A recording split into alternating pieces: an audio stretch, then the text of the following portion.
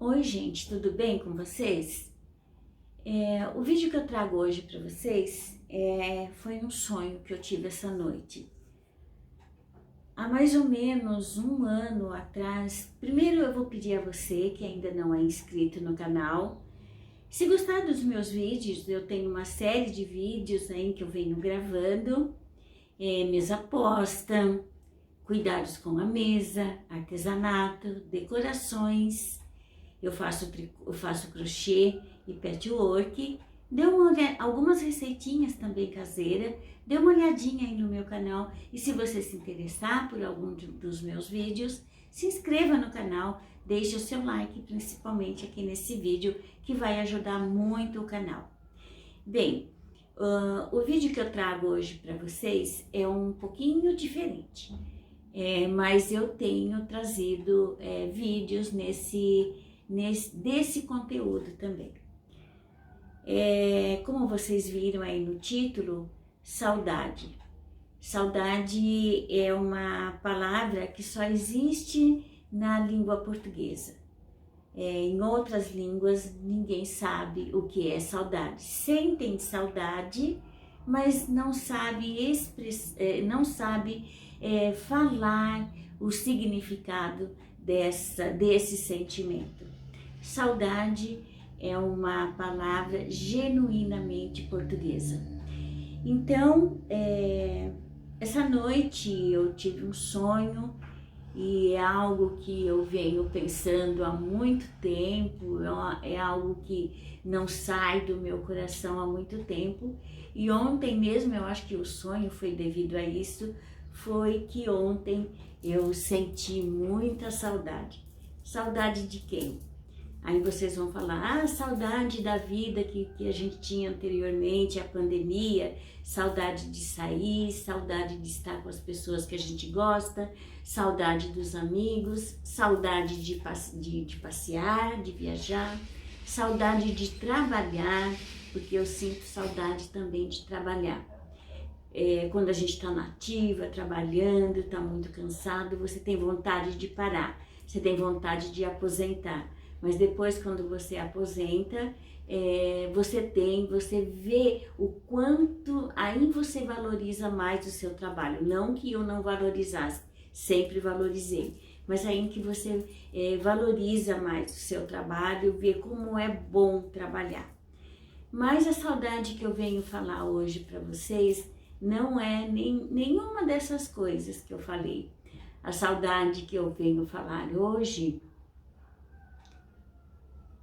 é saudade de uma pessoa muito especial, que fez um ano, agora em março, dia 1º de março, que ele nos deixou. Saudade do meu irmão, uma saudade muito grande, uma saudade de um irmão muito querido, uma saudade de alguém que me deu muito trabalho mesmo. Porque a minha vida toda, que eu me conheço, desde mais ou menos 30 anos de idade, até o ano passado, eu vim lutando para ver se meu irmão conseguia deixar o vício da bebida. Infelizmente, ele não conseguiu.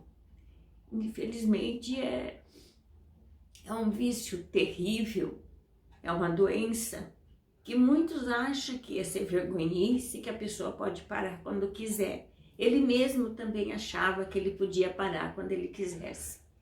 Por muitas vezes ele parou, por muitas vezes eu internei ele. Enquanto eu tinha enquanto minha mãe estava bem de saúde, ela me acompanhava, era eu e ela na frente, aliás, porque ela me chamava para ir procurar ele quando ele ficava nas ruas, porque ele tinha família, ele teve uma família, mas infelizmente essa família não aguentou o sofrimento de estar junto com uma pessoa viciada. Não é fácil, eu entendo que não é fácil, porque eu vi o quanto ele se tornava uma pessoa agressiva, no começo, porque no fim ele já estava tão cansado da vida que ele estava levando, que ele já não era mais uma pessoa agressiva. Então, amanhã, hoje é dia 7 de março, amanhã é dia 8, Dia Internacional da Mulher. Então, eu valorizo muito as mulheres que conseguem criar seus filhos sozinho, como a minha cunhada mesmo, minha ex-cunhada, que quando ela já não aguentou mais, ela pegou os filhos, sumiu no mundo e criou os filhos dela sozinha. Hoje eu sei que meus sobrinhos são pessoas que foram muito bem criadas e são pessoas de valor. Então, eu parabenizo essas mulheres, mas de um outro lado eu vi todo o sofrimento do meu irmão por ter perdido essa família. Uma família que ele, devido à bebida, devido ao vício, ele não conseguiu estar junto. E ele era uma pessoa que gostava muito de criança. E eu acredito que o seu desespero maior, ele se afundou mais por não ter conseguido ter ficado com a família dele, porque ele amava muito os filhos dele, ele sempre gostou muito de criança. Então, esse meu irmão, ele amo todos os meus irmãos, mas sempre tem uma pessoa, um irmão, eu não sei, talvez até um filho. Eu não sei falar muito a respeito disso, porque eu só tive uma filha, então o meu amor foi todo para uma filha só. Mas esse meu irmão, eu criei praticamente, eu pude estar do lado dele, eu sempre estive do lado dele em todo momento da vida dele. Desde pequenininho, com 7 meses de idade, quando nós viemos, quando minha mãe precisou ir trabalhar para ajudar no sustento da casa, minha mãe trabalhou como diarista, eu que cuidava dele. Eu tinha apenas 10 anos de idade e cuidava de um bebê de 7 meses. Ele era uma criança linda, gordinho, e eu me lembro que quando minha mãe chegava do serviço, minha mãe ia só tirando as roupas que eu tinha posto nele, porque São Paulo era muito frio naquele tempo, e eu enchia ele de roupa com medo que ele passasse frio. Então eu me lembro bem que minha mãe chegava, a primeira coisa que ela ia fazer ia estar tirando aquele monte de roupa que eu tinha colocado nele. Eu cuidava dele, quando ia dando mais ou menos umas 6 horas da tarde, eu já tinha dado uma mamadeira, já tinha trocado, eu pegava ele no colo e ficava andando para baixo e para cima na rua, esperando a minha mãe chegar. E meu pai era caminhoneiro, ele viajava muito, então aquele dinheirinho que ela ganhava fazendo faxina, ela passava nos mercados e trazia o sustento para nós naquele dia.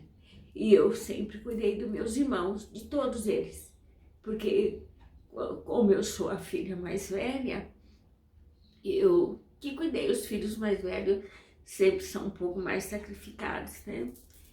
E eu que cuidei. E esse meu irmão, aí ele foi crescendo, até que ele se casou, teve a família dele, mas o vício pegou ele e ele por muito tempo ele resistiu. Quando a família já não aguentou mais, ele foi para a rua, ficou muito tempo na rua, e eu sempre procurando, eu e minha mãe sempre procurando.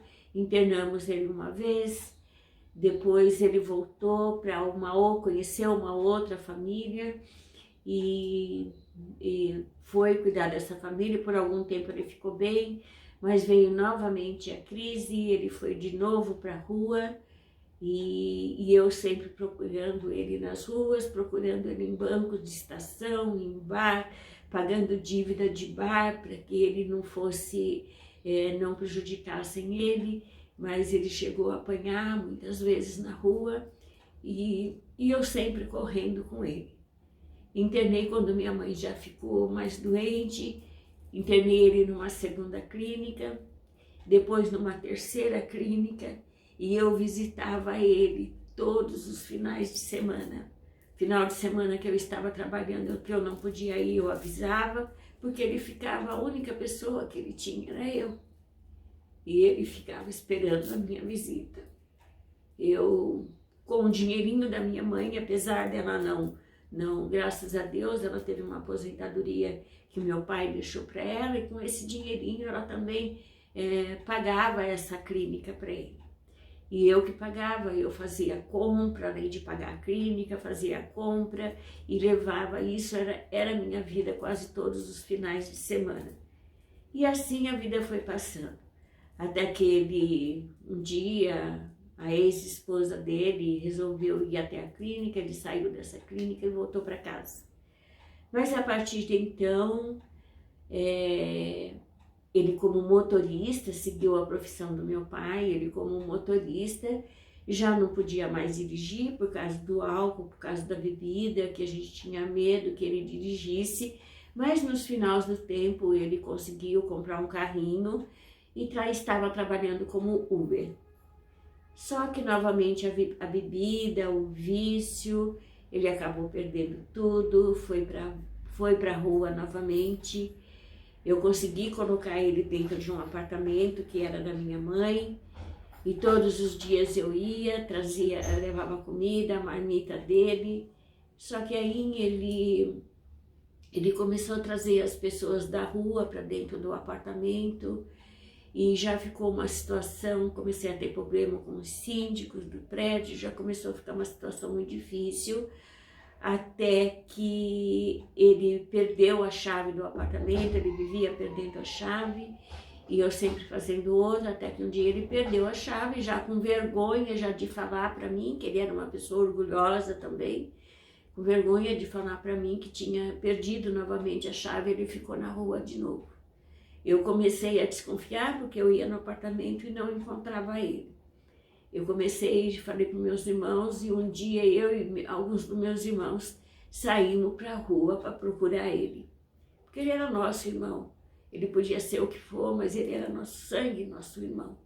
E saímos para procurar ele, até que encontramos ele na rua, mas ele não quis. Fizemos de tudo para que ele viesse.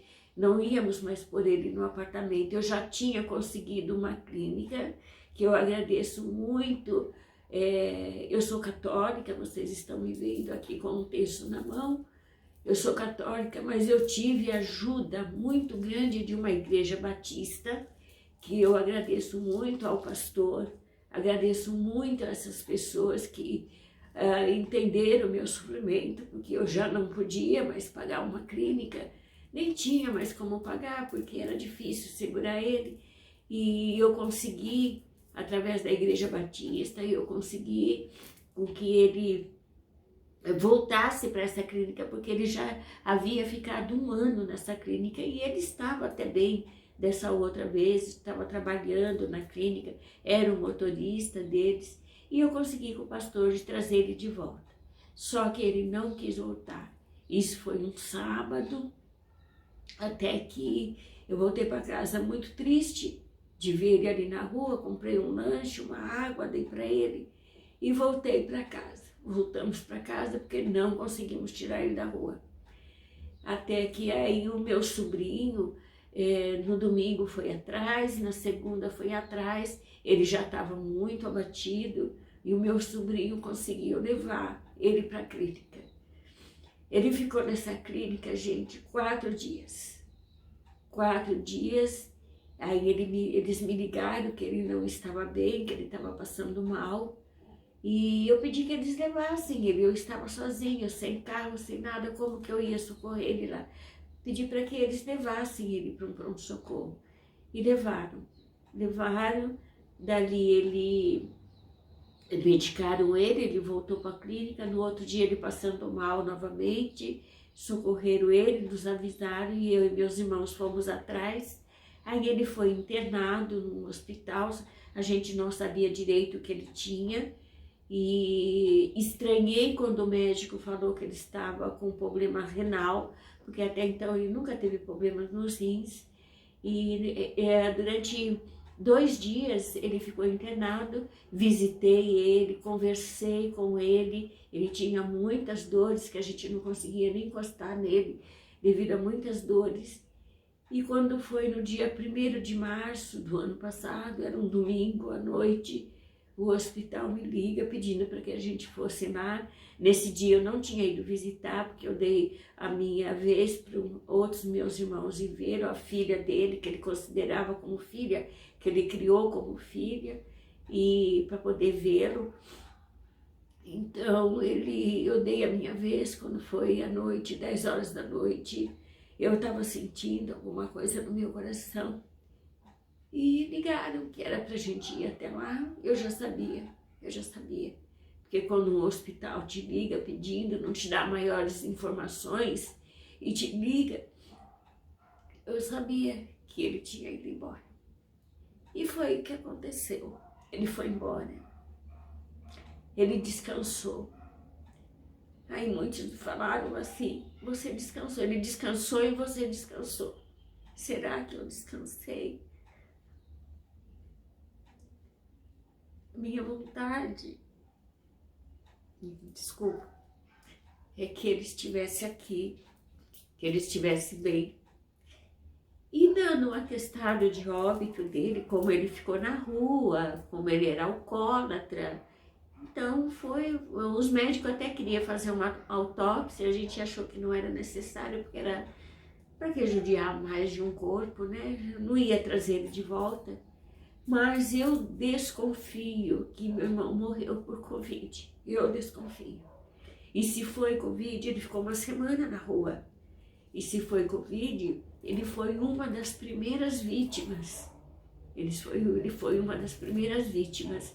Porque dali 15 dias começou, estourou, né? Veio o Covid assim à tona, de ter que fechar tudo, de que... Então, eu desconfio. Tudo bem, ele era alcoólatra, mas ele teve sintomas muito parecidos com Covid.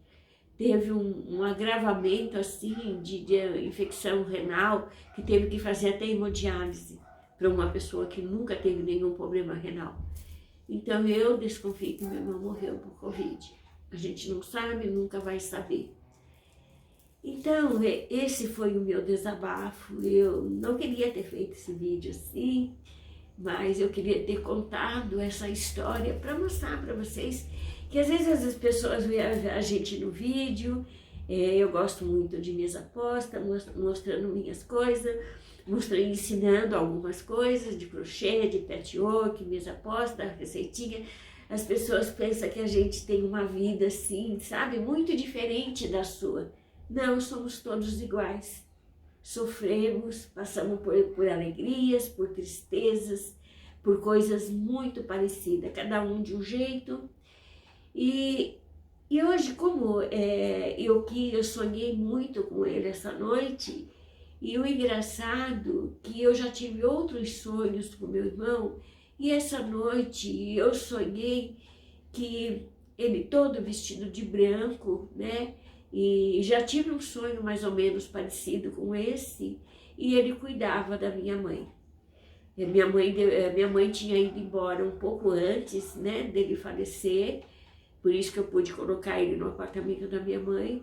E depois, logo em seguida, foram duas perdas muito grandes, foram 2 baques muito grandes que a gente sofreu, um seguido do outro, que foi a minha mãe, logo em seguida ele. Então foram muitos sofrimentos, sofremos muito com a morte da minha mãe, sofremos muito com a morte, foram 2 perdas, assim, em 6 meses a gente perdeu 2 pessoas muito queridas. Então, o que eu queria pedir a vocês, gente, que quando vocês verem alguém na rua, um alcoólatra, um viciado, não desdenhem. Ninguém sabe o que está por detrás daquela pessoa. Ninguém fica na rua porque quer. Ninguém mora na rua porque quer. Do jeito que o nosso país está hoje, muita gente na rua, a gente sai para fazer algumas coisas que a gente tem necessidade de sair e volta para casa triste de ver tantas pessoas na rua. A gente vê pessoas debaixo da ponte, famílias inteiras debaixo da ponte, morando. A gente vê que são pessoas que perderam o emprego, que são pessoas que não estão ali porque são viciadas, porque vieram do norte, do nordeste, não encontraram a família, então estão ali. Não, a maioria daquelas pessoas que estão na rua são porque perderam seus empregos, ou então pelo vício mesmo. Então, vamos procurar ajudar, vamos procurar fazer alguma coisa por essas pessoas. Se você não pode ajudar, leva uma garrafa de água geladinha, bota uma garrafa de água na sua geladeira, bota dentro do teu carro, faça uma marmitinha com o que você tem em casa mesmo, faça um lanche e leve para essas pessoas, porque de alguma forma a gente está ajudando. Se você não tiver nada disso para doar, faça uma oração, peça ao anjo da guarda dessas pessoas, que dê entendimento, que um anjo maior possa aparecer e está ajudando. Se não é da nossa competência ajudar, se nós não conseguimos ajudar, faça pelo menos uma oração para o anjo da guarda, para que alguém que possa ajudar e possa estar ajudando essas pessoas também. Mas se você puder pelo menos dar um copo d'água, um pedaço de pão, faça isso, porque são nossos irmãos que estão na rua.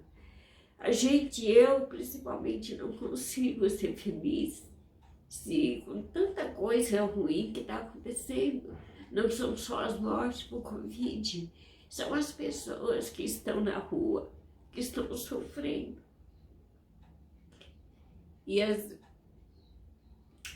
a gente fica de mãos atadas, sem saber o que fazer, sem ter como ajudar, porque você ajuda naquele momento com um prato de comida, com uma garrafa d'água, e amanhã como que vai ser?